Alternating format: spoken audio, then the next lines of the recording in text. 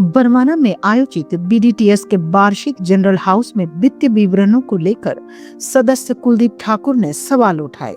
उन्होंने कहा कि सहकारी सेवाएं अधिनियम के तहत किसी भी सहकारी समिति को अपने वार्षिक महाअधिवेशन में एनुअल अकाउंट्स स्पष्ट रूप से प्रस्तुत कर जनरल हाउस से अनुमोदित करवाना जरूरी होता है।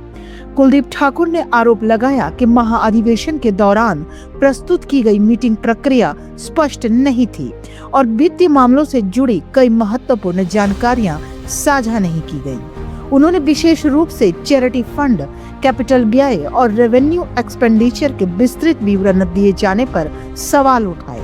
उन्होंने कहा कि सहकारी समितियों में पारदर्शिता बनाए रखने के लिए जरूरी है कि सभी वित्तीय विवरण विस्तार से सदस्यों के सामने रखे जाए ताकि हर सदस्य को संस्था की वित्तीय स्थिति की पूरी जानकारी मिल सके। 16 को दिया पर मेंबर पर पर्सन 60,000 रुपीस। अब एक दूसरे से किसको दिया? हाँ, क्या आपने पूछा? क्या जानना उसे पूछा? या मैनेजिंग कमेटी में पूछा? आज जो चीज डिसाइड नहीं करनी है, डिसाइड कर लिया ना, उसके लिए अलग रहा है। हम लोगों को मूर्ख बनाया जा रहा है।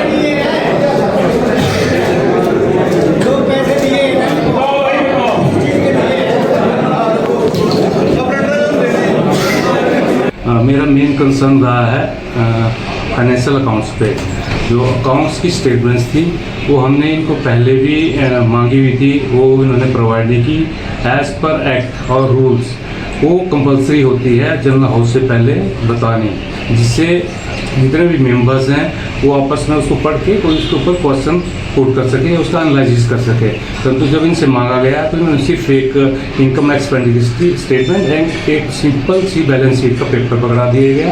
उसमें 2 बंदों के साइन थे, प्रेसिडेंट के एंड जनरल सेक्रेटरी के, और वो अकाउंट्स कभी भी मैनेजमेंट कमेटी की मीटिंग में नहीं लाए गए थे। तो मैंने वो अपना जो भी ऑब्जेक्शन है वो मैंने अपने मिनट्स में वहाँ पे जो गवर्नमेंट की तरफ से ऑफिशियल थे उनको बता दिया था, और मेरा जो भी ऑब्जेक्शन है वो मीटिंग्स में दर्ज हो चुका है।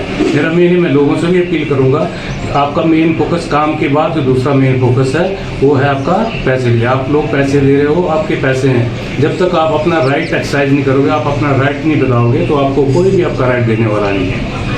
Thank you. थोड़ा सा लोग आए यहाँ और जो एजेंडे थे उन पर डिस्कस हुआ।